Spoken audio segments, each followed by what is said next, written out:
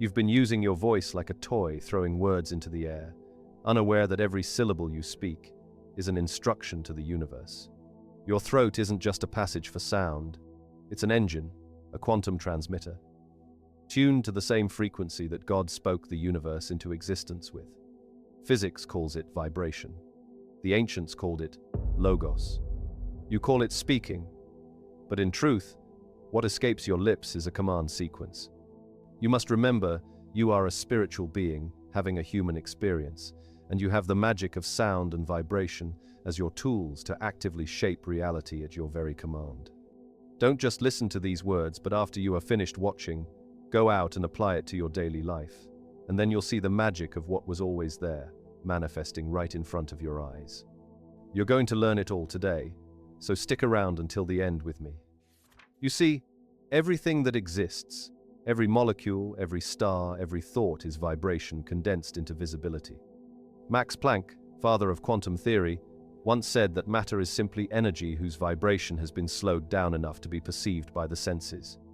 The universe is not built from things, it's built from frequencies.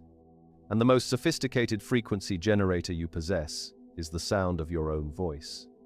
When you speak, you're not just expressing emotion or describing events. You're shaping the field that listens back. In the quantum model, observation collapses probability into form. The act of awareness selects one outcome from infinite potential.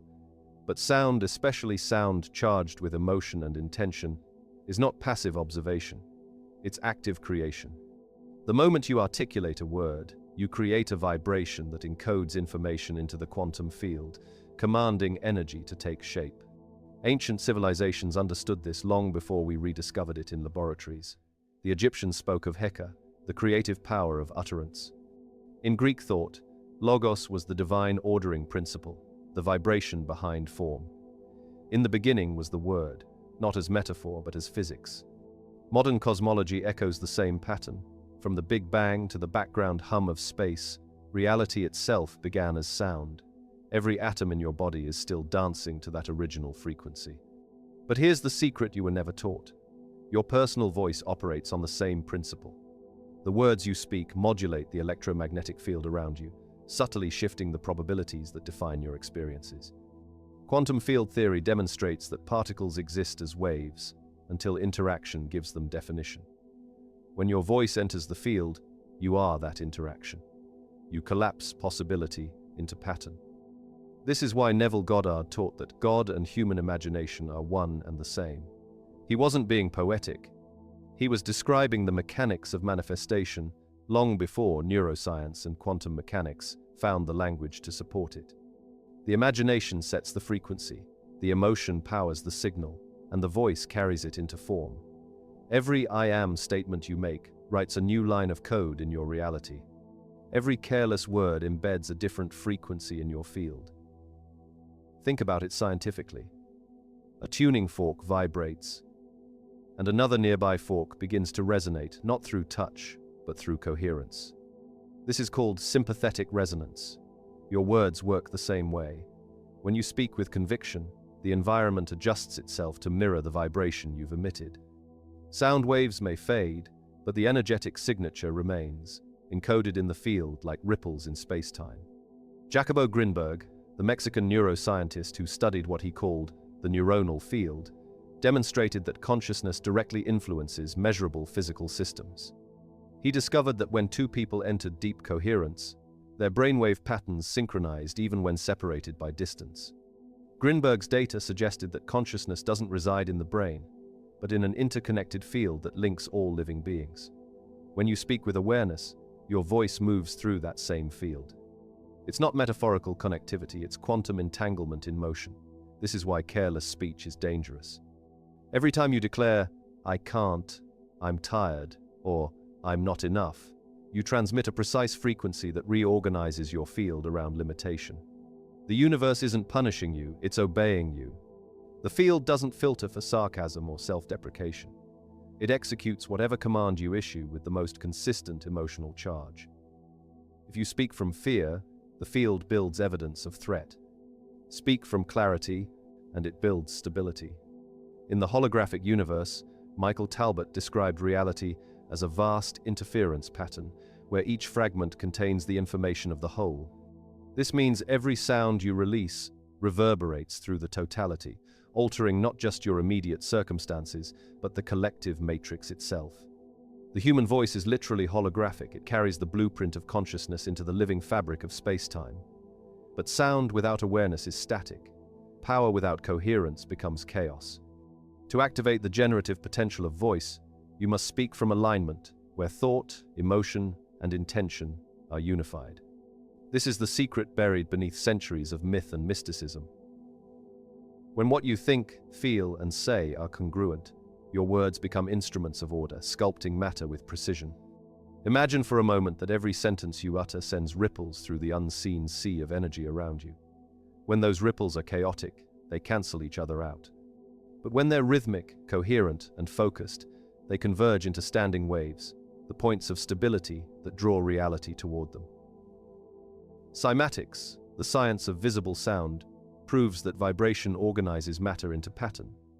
Sand on a vibrating plate arranges itself into perfect geometric symmetry. Now, replace the plate with the field of your life, and the sand with the circumstances you experience. Your words are the frequency shaping the pattern. Logos, then, is not an ancient myth but a living mechanism, the algorithm of creation encoded in every voice. You were never meant to beg the universe for change. You were meant to command it through coherence, through sound, through the authority of awareness. When your voice aligns with your emotional voltage and your inner vision, you're no longer describing reality, you're programming it. So the next time you speak, remember, you're not whispering into empty space. You're interfacing with the operating system of existence. Every tone, every syllable is data in motion. Speak with clarity, speak with conviction, speak with the knowing that the field is listening, waiting for instruction, because it is. The universe doesn't respond to language, it responds to resonance. And when your resonance carries the frequency of certainty, creation has no choice but to obey. You are not just a voice among billions. You are the frequency that builds worlds. Most people feel emotion like static, chaotic surges of energy that crash through them without direction or design. They try to think their way into new realities while their nervous systems broadcast the opposite signal. Every declaration they make is drowned out by the low hum of fear, doubt, and resistance. But emotion isn't noise, it's current. It's the electrical voltage that powers every word you speak into the field of perception. In neuroscience, Antonio Damasio describes emotion as the neural mapping of the body's state. It's your biology reporting on the harmony or discord between what you believe and what you experience. Candace Pert called emotions molecules of communication, biochemical signals linking brain, body, and consciousness into a single feedback system. When that system vibrates coherently, when the brain's language of thought, the heart's rhythm of feeling, and the body's chemistry all align, you enter a state that the HeartMath Institute terms physiological coherence. In this state, your entire being behaves like a unified circuit. Every cell listens, every cell agrees. This is the secret engine beneath what the ancients called faith. It isn't blind belief, it's energetic consistency. When your emotional voltage matches your verbal frequency, you create resonance. When it doesn't, you create interference. Imagine trying to broadcast on two radio stations at once. One frequency announces abundance, the other whispers scarcity. The signal cancels itself. The result is static, a life that repeats the same patterns while insisting it's trying to change. Modern psychology describes this as cognitive emotional dissonance. You affirm safety while the limbic system still runs a danger program. You repeat, "I am confident," while your body trembles in micro-reactions of remembered failure. The subconscious doesn't interpret sentences, it reads sensation. If your words say, "yes," but your pulse says, "no," the body believes the pulse. The field of your perception obeys the stronger signal. That is why emotion must be trained like voltage through a wire. Too low, and the circuit collapses. Too high, and it burns out in drama. The art is modulation, learning to hold intensity without distortion. Practices such as coherent breathing and focused visualization aren't mystical indulgences, they're neuroelectrical calibration techniques. They steady the autonomic nervous system, allowing emotion to amplify intention instead of hijacking it. The brain's electrical activity, measured in microvolts, responds instantly to emotional state. EEG studies show that gratitude and compassion increase alpha coherence, a relaxed, alert frequency range linked to creativity and clarity. Conversely, sustained anger or fear drives erratic beta spikes that fragment attention and shorten cognitive range. In physics, coherence allows waves to build amplitude. In biology, it allows consciousness to build power. Your emotional signature becomes the carrier wave on which your words ride. Think of emotion as color added to sound. The same sentence spoken in despair or in certainty generates entirely different physiological responses in you and in those who hear you. Empathy neurons mirror tone before they parse meaning. Mirror neuron research at the University of Parma proved that humans literally feel the emotions they observe. You are always broadcasting. The question is not whether your emotion programs reality, but which version of reality your emotion programs you to perceive. Neville Goddard's insight that imagination and feeling are the creative act itself aligns with what Damasio later formalized. Feeling is the experience of being alive to one's own imagining. When you pair a mental picture with the physiological signature of joy, gratitude, or certainty, the brain treats that image as a lived event. Neuroplasticity rewires the circuits accordingly. In this sense, emotional resonance is subconscious programming, repetition under voltage until the body accepts the new frequency as normal. Here lies the difference between speaking affirmations and issuing commands. An affirmation is wishful thinking sent from the cortex. A command is an instruction powered by the full charge of coherent emotion. The former asks, the latter declares. The body knows the difference. When feeling and word fuse, you feel heat rise through the chest, resonance in the ribs, an unmistakable sense that the statement has weight. That weight is voltage. Emotion, then, is not weakness, but propulsion. High-frequency states, joy, love, awe, expand neural connectivity and release dopamine and oxytocin, chemicals that literally increase the brain's capacity for insight and trust. Low-frequency states, shame, fear, resentment, tighten muscular and perceptual fields, restricting what possibilities you can even notice. The universe of potential shrinks or expands in proportion to your emotional bandwidth. In practical terms, mastery begins with emotional literacy, identifying not only what you feel, but where it lives in the body, what breath pattern sustains it, and what story feeds it. The goal isn't suppression but transmutation, transforming reactive energy into directive energy. Anger becomes focus, fear becomes alertness, sadness becomes depth. Each emotion, when harmonized, contributes to the total current powering your voice. From a systems view, emotion is the bridge between inner and outer order. It carries information from the subconscious into awareness and back again, ensuring feedback. When you ignore that feedback, you overload the circuit, manifesting confusion, fatigue, or illness. When you listen and regulate, the circuit stabilizes, and speech becomes precision engineering rather than random discharge. The ancients symbolized this as fire, the divine element that can illuminate or destroy. Modern neuroscience calls it arousal. The mechanism is the same. Controlled fire gives light, uncontrolled fire consumes. To master emotion is to master fire, and to speak from that balanced flame is to imprint coherence on every level of your being. So the next time emotion surges through you, don't rush to silence it. Measure it. Feel its voltage. Ask what frequency it's broadcasting.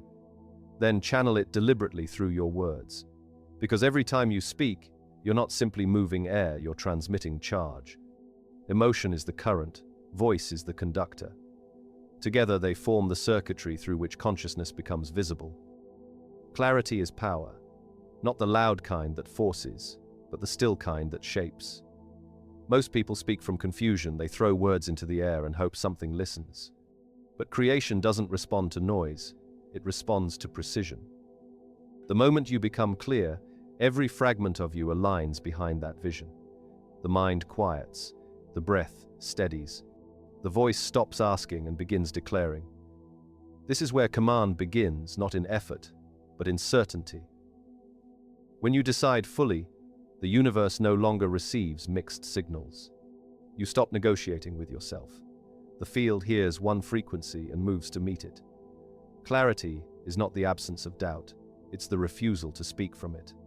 To command is not to control. It's to stand inside your own coherence so completely that reality has no option but to reflect it. You don't force doors to open, you become the vibration that doors recognize. When you reach this state, you don't chase outcomes. They orbit around you. You've become the still point in the turning world. And then comes the test. Trust. After you've spoken the word, the mind will want to clutch, to check, to push. But command requires release. True trust is not passive surrender, it's active confidence. It's knowing the seed has already taken root beneath the soil, even when nothing has yet broken through the surface. You don't dig it up to check, you water it. You keep tending the space that's already working in your favor. Trust is spacious. It loosens the grip of control and allows movement to flow back toward you. Where clarity sets the direction, trust keeps the channel open.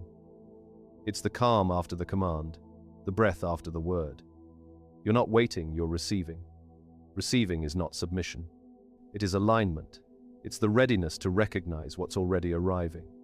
The universe doesn't hide your answers. It places them in plain sight, right outside your usual habits of perception. To receive is to soften, enough to see what your tension kept you blind to. The opportunity, the insight, the sudden nudge in a conversation, these are the echoes of your command, finding their way home. This is the rhythm of creation. Clarity, trust, receiving. Speak, release, allow. It's a living cycle that repeats with every breath. When you inhale, you take in life's signal. When you exhale, you send yours back. The two are never separate. They're the same current, moving in opposite directions. When you resist, you block that current. When you trust, you let it circulate until life begins to mirror your inner tone. Embodiment is where the cycle completes. The command is no longer something you say, it's something you are. Every movement, every word, every silence hums with the same certainty. You've stopped chasing power and started being power. You've stopped performing faith and started living as its frequency. Embodiment is not about perfection. It's about congruence. You can feel when your inner state and your outer actions are aligned. Everything becomes simple, almost effortless. Even challenges lose their edge because they no longer threaten your center. You move like water, adjusting, not surrendering, flowing, not falling. To embody the command is to realize that nothing stands outside you. Life isn't happening to you, it's responding through you. Your voice, your emotion, your presence are not separate instruments, they're facets of the same tone. When that tone holds steady, the world harmonizes around it. Clarity gives direction. Trust provides space. Receiving completes the circle. Together, they form the quiet authority of creation itself. There is no pleading, no hoping, no fear, only coherence. Only the living echo of your own declaration moving through everything you touch. So, take a moment now, breathe. Let the body settle into what it already knows. The ground beneath you holds the same intelligence that formed the stars. When you speak, it listens. When you relax, it answers. When you stand in full alignment, clear, trusting, open, you become what the ancients called the Word made flesh. Not poetry, presence, not belief, reality in motion. And in that moment, there is nothing left to manifest, nothing left to reach for. You are the command, the release, and the receiving. All happening in one continuous act of creation. Everything you've learned circles back to one truth. You were never separate from the force that moves worlds. The same current that flung galaxies into motion hums quietly inside your breath. The same intelligence that carved rivers and lit the stars listens every time you speak. You were never meant to plead with reality. You were meant to remember that you are reality speaking to itself. The journey began with sound, with the word, the first vibration, the cosmic pulse that taught form how to exist. You discovered that voice is not metaphor but mechanism, the carrier of intention through the field of being. Every syllable you utter is a signal, every tone a blueprint. The universe does not judge, it only echoes what you send. Then you descended into the engine itself, the power behind the sound. Emotion, the voltage that lights the word, the resonance that gives language its gravity. When feeling and thought align, your voice becomes command. When they divide, you generate static. You learn that emotion is not weakness but fuel, not chaos but direction. When held with clarity, it reshapes the boundaries of what you call possible. Finally, you arrived at embodiment, the state beyond theory, the place where command, trust, and receiving merge into one continuous rhythm of being. Here, speech is no longer something you do. It's what you are. You don't tell the universe what to build. You stand as the pattern through which it builds. Now listen to the space between words, the pause after each thought. That silence isn't emptiness, it's origin. It's the unspoken frequency that holds everything you've ever created. When you touch that silence, you meet the source before sound. The still point that makes command possible. This is the completion. To speak from silence, to act without strain, to trust without proof, and to receive without demand. The cycle repeats endlessly, sound to silence to sound.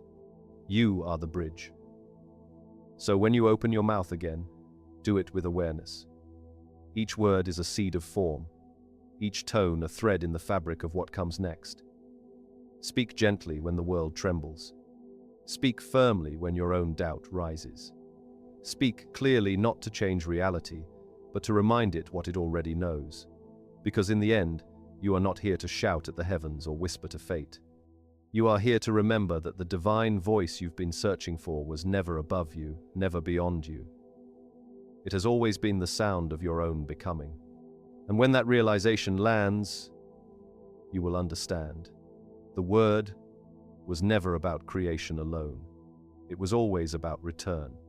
The voice that commands the universe eventually remembers the stillness it came from and becomes the silence that creates again.